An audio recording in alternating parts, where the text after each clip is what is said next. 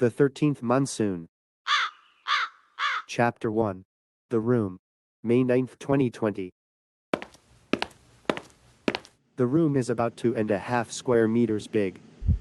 Roughly 20% of the total space is occupied by a stained and broken toilet, with a faucet that's missing the spout.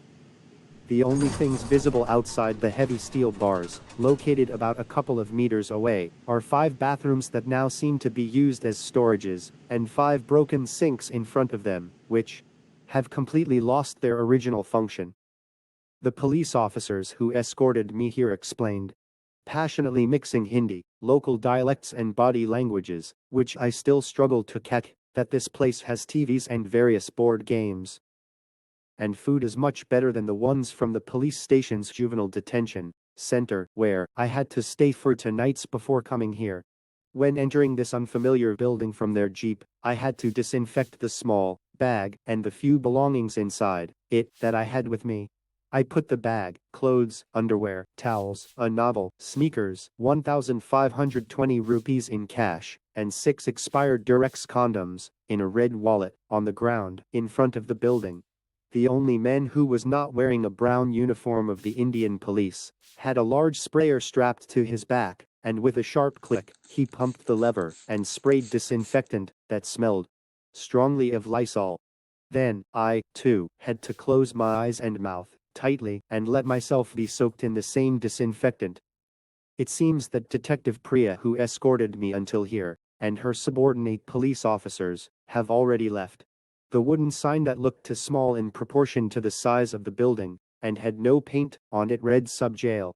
And the small iron door, which was shorter than even teenagers' average height, eventually opened. When I looked back, I could no longer see her and their police jeep.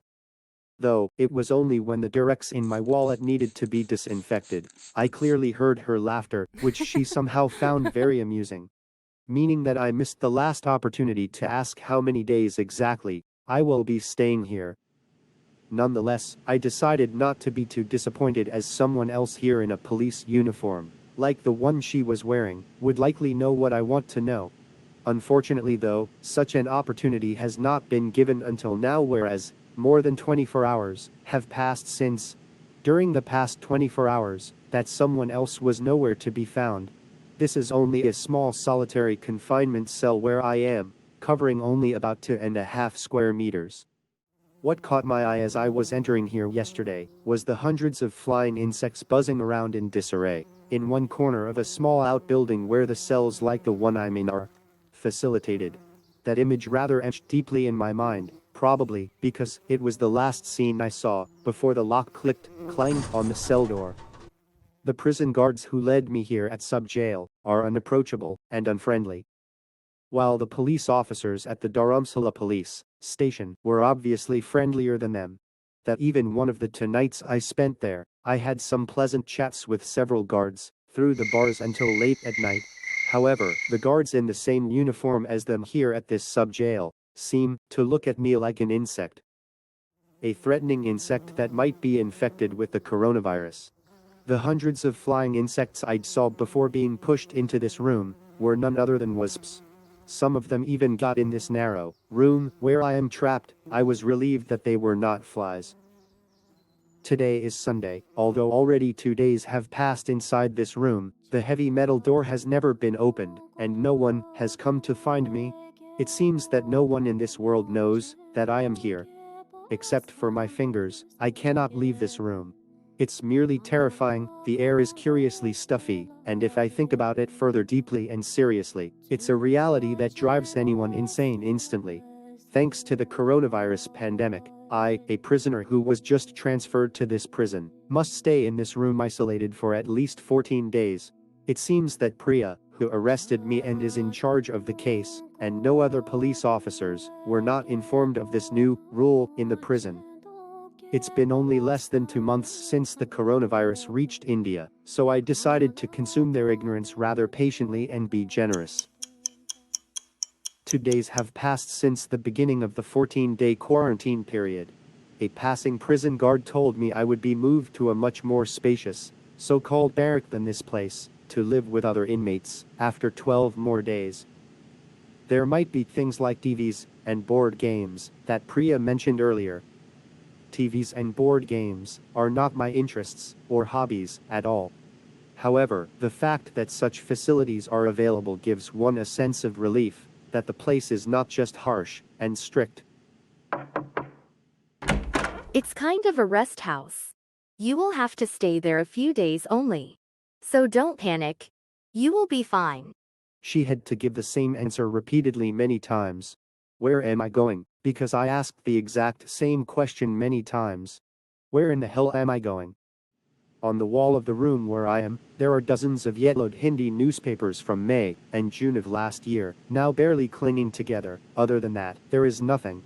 Nothing at all. I have already read more than half of the novel I brought with me. However, I hate books that are interesting yet too thin to last long. I am being very careful not to read it too quickly, but the fact that there aren't many pages left makes me anxious. Every time I turn a page, I check the thickness of the remaining pages. This narrow, empty room with nothing in it continues to make me uneasy. There is a single faucet in the room, and its spout is broken away. The water leaks down the wall and into a rusty tin that sits next to the shit-stained half-broken toilet.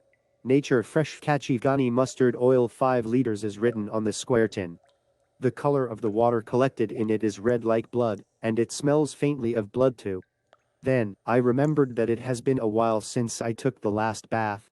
So I stopped a passing guard and asked, would I have a chance to take a bath anytime soon? It's been a freaking while.